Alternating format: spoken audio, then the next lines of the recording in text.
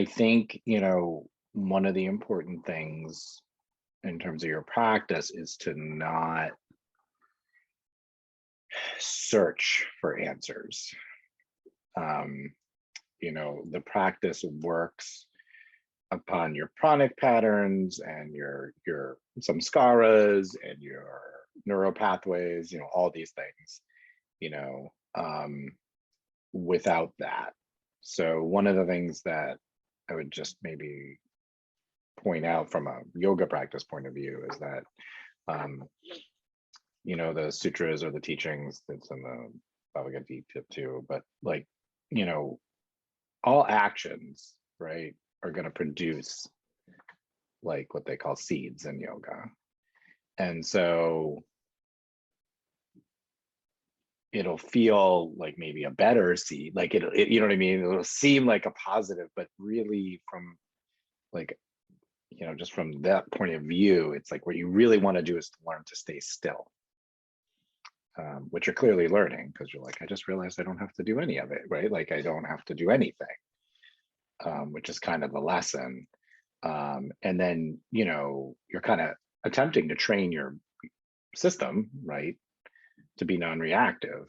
The greatest gift you can, in terms of just like being people with families and like, living our lives, the great gift of yoga practice is understanding that things are not supposed to be a certain way, that our story around that is constructed often from a very young age, sometimes not, like that's where like trauma comes in, right? And it constructs a new story but that's the gift of presence, which is that in this moment, at this time, in this place, this is what needs to happen. And so when it comes down to Christmas, like we all just did the holidays, we all have families, we're not, but whatever our challenge is there, it's a, you're kind of going for freedom if you're a yogi, right? Like that's your goal, and that has a lot of nuance to it. But part of that freedom, right, is understanding that there is only the thing you're doing right now. And it is very hard for us humans to do that, right? We are very conditioned. And you are no exception, but I'm just sort of saying that as like, that's true for all of us, right? We're super conditioned. And that's kind of why yoga was invented, to get us out of that conditioning so we can see things as they are. I think, one thing I want to say based on your story is that you have to give it time. You seem to have made that is a remarkable amount of progress in a short period of time. So clearly you're doing something right, because, you're only talking 12 weeks from what you just said. And although we don't study this well, we do study this, right? So just to put yourself, when they do these mindfulness studies, they say improvements in various things, at 12 to 16 weeks. That's when it begins. So as someone who's been practicing for over 20 years, I will say that that is definitely just the beginning, and still you see these improvements, like you see things as they are. It's like amazing. Like I find your story super inspiring for what it's worth, but I think you have to ask yourself who you are now. I mean, there's no wrong, right? And you might want to do both. So clearly that's like a therapeutic process for you, but I put that more in the mono. Like you've clearly gained the ability to see things as they are, and now you are giving yourself time to contemplate that. So I'm not saying don't do that, but in terms of yoga practice, I think I would shift it or add to this or separate them. I mean, there's lots of options, but I think I would, asking yourself a more general question, like in that, like, I mean, the most general question is, who am I? That's like the sort of classic contemplation, because when you get the answer, you're done. So that's kind of fun. You might not get the answer, but the other part of that is, am I using my energy or living my best life or using my prana, it's my attention directed where it needs to go. Like these, like they're a little more present because you want to allow your mind to absorb the kind of energy of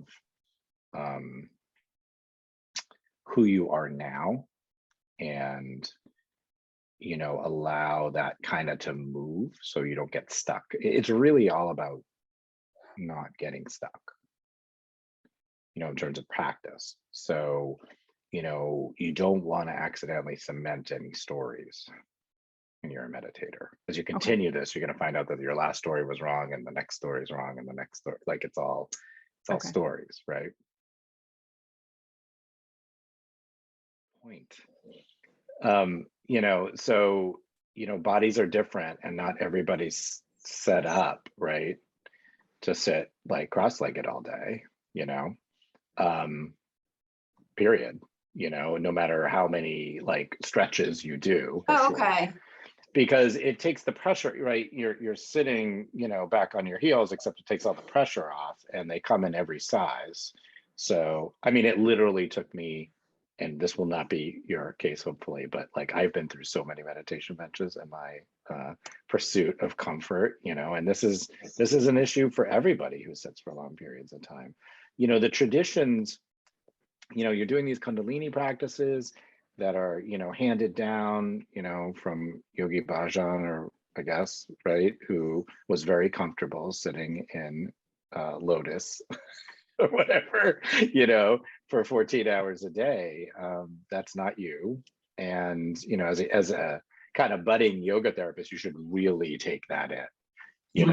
There's no point. It's not like there's something wrong with you. I mean, in fact, from what I'm hearing, you can sit that way. You just can't sit that way for 45 minutes while doing like Kapalabhati, which is not a requirement for a happy human life. So I honestly, I get a bench. The other thing I would say is you should change positions as often as possible. This idea, the sitting part is derived from like basically doing long meditation practices. So if that's your goal, you got to kind of wire that with the right thing. I mean, everybody I know, well, I will say I've done this for years as a yoga therapist, and I've worked with so many meditators who were injured, and they couldn't kind of let go of their position. They just like they were so, all these Buddhist meditators, they were just like so focused on being able to do that for like literally like a 10-day sit, right? But most people can't do that. So, I mean, we could get into the nitty gritty. I mean, if you were here and I could look at you structurally and maybe figure something out, is like if that was like your main goal in life, but it doesn't seem like it is. So I would switch between sitting in a chair and a bench, and I would probably never sit that way again for a long period of time, and keep your knees. I mean, that's, and I don't avoid things, like I believe in, strengthening the system, but there is an emphasis in the kind of yoga world, right? Because it's yoga, and because a lot of the bigger teachers were from certain parts of India who sat in certain ways, that like it's important, and it's not true. Like people have meditated all over the world in all sorts of positions. So the other part is that, I mean, I don't know what's true for you, but for most of us culturally, if you don't wire the sitting on the floor all the time thing from an early age, it is very hard to get there as an adult. Your system like totally tends towards homeostasis, and it doesn't like large amounts of change. And the older you get, the more important it is to keep the stability in the joints. And so if that isn't just like the easiest thing in the world for you, like you kind of should be doing it. I don't know if that's what you want to hear, but that's what I'm going to say. Like, don't worry about all the people sitting cross-legged. And the other thing you should know, as someone who's done this forever and worked with all these people, is half of them are in pain. Like, it was new. I haven't been doing it that long, but literally in 20 years, like when I started, like there was no discussion of being in pain. And so like my teacher, and there was like a couple kind of yoga therapy type teachers around who were like starting to talk about that, but that was only like 20 years ago. You know, everything else was like sort of this like militaristic, like your guru taught you how to do it, and that's how we're all going to sit and we're all going to do it exactly the same way and don't complain, you know. And that's true in meditation schools too. You know, they're like, this is how you get enlightened, this seated position, because this is how that person did it, you know. Here's the issue. You temporarily weaken a muscle. You might want to remember that for your foundations final, because you know it might be on there for everyone. You temporarily weaken a muscle when you stretch it for a longish period of time. So we're not talking about moving around, holding a stretch for, you know, 10 seconds. Like that's like all warm-up-y stuff, right? It just gets fluid and movement in there. We all do that. That's why everyone does cat-cow at the beginning, right? You're just kind of like moving around, right? But as soon as you hold that a little while, right, those muscle spindle cells start getting chemical messengers and you are weaker. So if your goal, but it's not that you can't do things, it's that if your goal is to strengthen muscles, you have to move those muscles towards fatigue, not to failure, but towards fatigue at a level that are challenging for them. So what happens is if you stretch your hamstrings a whole bunch and then you hold a pose. Now you've been doing yoga 20 years. I'm sure you can stretch your hamstrings all day and then do warrior three. I mean, it sounds like you've had like a pretty intense practice for 20 years, right? But you will not be able to do that sort of towards the maximum, right? You'll be stuck at like, I don't know, I'm not gonna put a number on it, but you know what I mean? Like whatever, 75% of your capacity. And if your goal, especially as a yoga therapist, is to strengthen a muscle group, then you're not really helping that person because they're never doing it to their full capability. It's the same reason why if you lift weights, if you're like a strength bodybuilder, right? You do a set, like you do your bench presses, and then if you've ever been to a gym with a bunch of bodybuilders, then they look at themselves in the mirror for 5 minutes because they're waiting. They're waiting, right?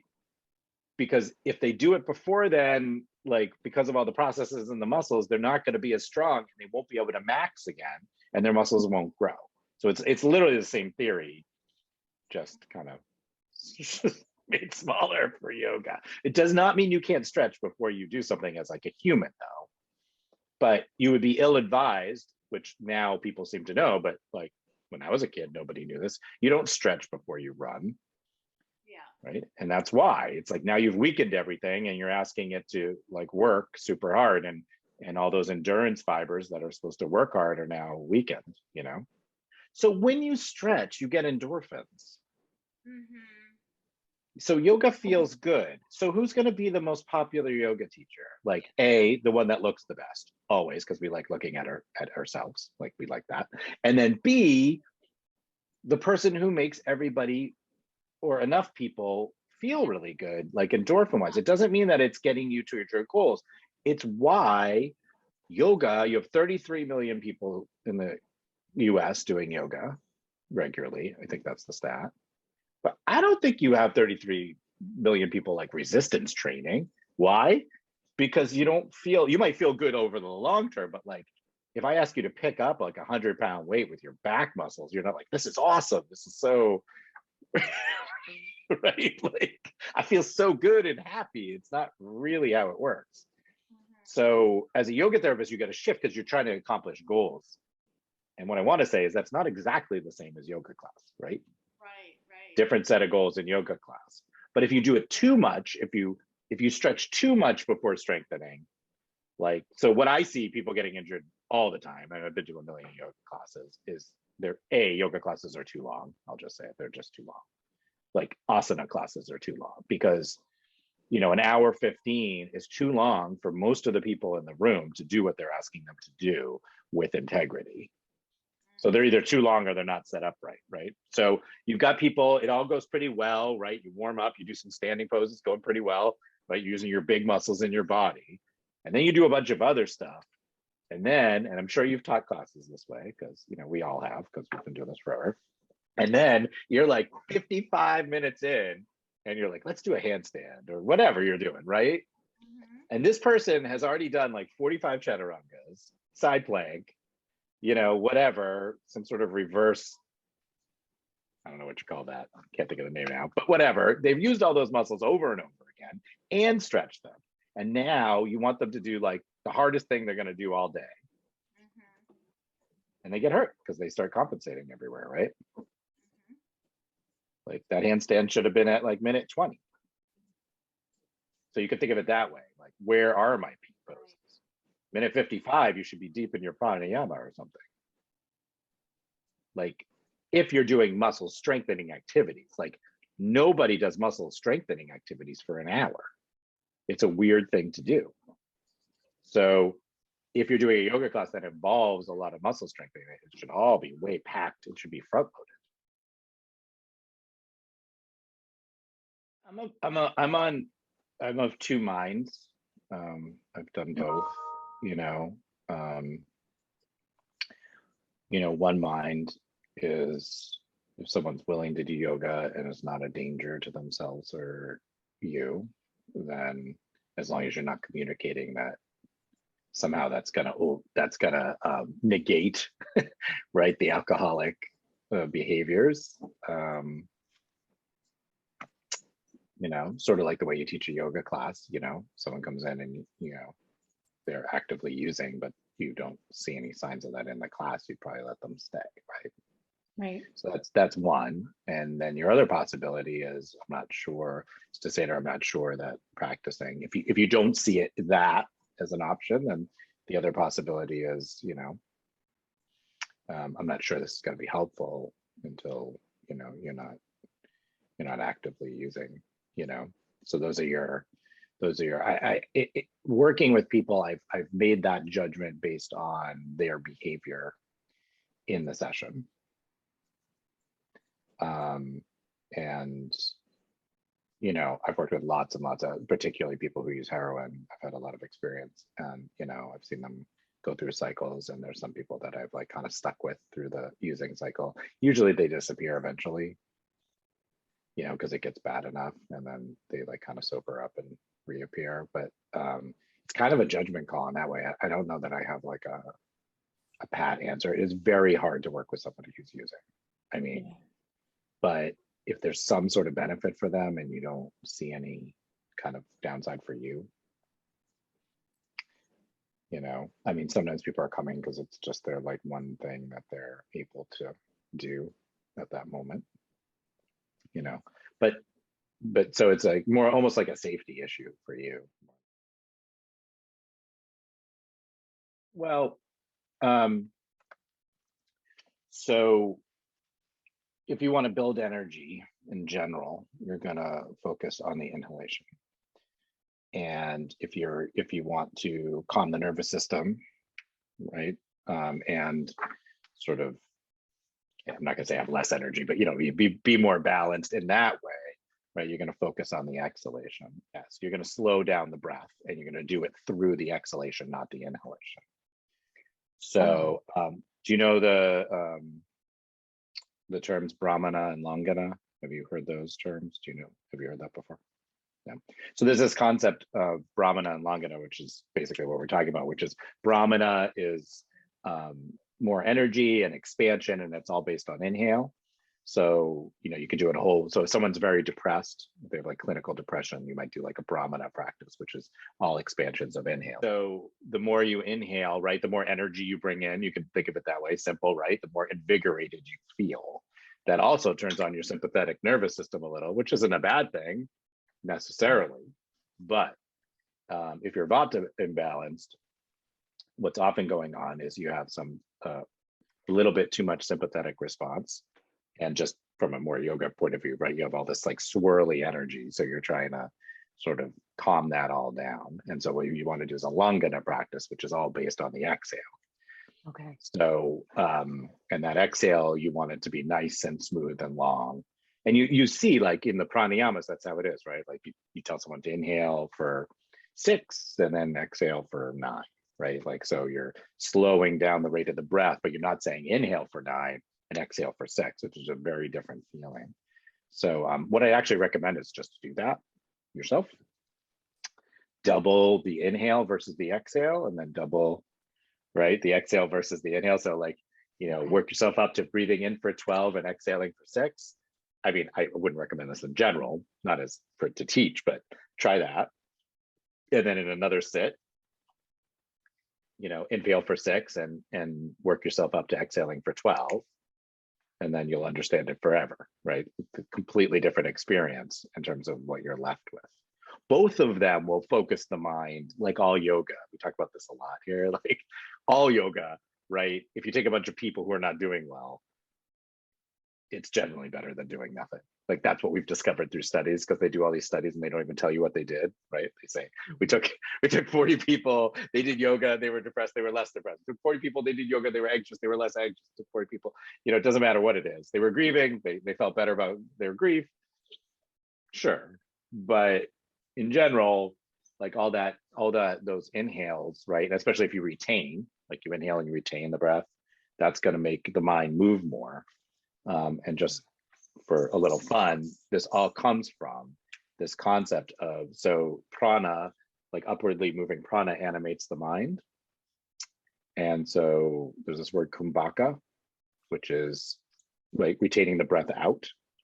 And the reason kumbhakas are super important in yoga, which is really purely focused on enlightenment from a theoretical point of view, is because when you retain the breath out, your mind gets less animated. Right? There's no energy to animate the mind, so the mind kind of like disappears and you're able to perceive other things. So if you're vata imbalance, you have a lot of thoughts coming in. I should do this, I should do that. What about the laundry? Right? Long exhale, hold the breath out, and those thoughts start to slow down. Even breath is a really interesting thing. Like you'll hear me say this. I don't know, it's in the foundations course, honestly. I've said it so many times at this point, I don't know where it is. But I disagree with even ratio breath. Like I disagree. Like I think even breath is more like 6 to 8. 6 in, 8 out. Like if you want to achieve balance, like this idea that you're breathing evenly, it's fine, but you're actually kind of pushing your breath more towards Brahmana. You're to be able to do that. A natural breath has a longer exhale.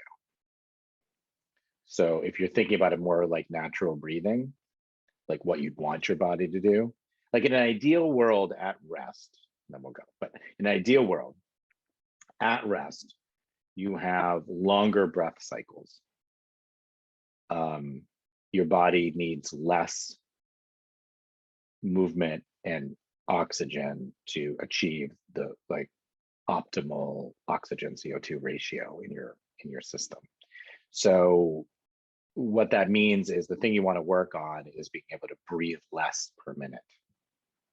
And one way to do that is to just inhale a reasonable amount of time. We'll call it 6. I mean, that could mean anything, but and exhale 8 or 9, that's going to get you there really fast. That's going to get you to probably what's optimal, which is breathing in the 6 breaths per minute.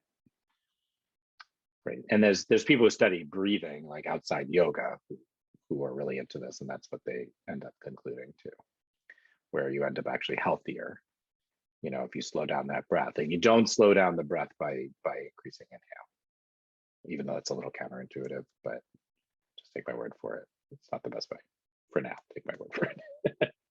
So if you're teaching a yoga class, like I would teach like I always just say, have your exhale be a little bit longer than your inhale. And that kind of allows people to like mess with their ratios themselves without sort of pinpointing like 6 to 9, 6 to 8, 6 to 10, because everyone's going to be different. And when people are sick or unhealthy, they breathe more and their inhales become longer than their exhales. So you can chew on that.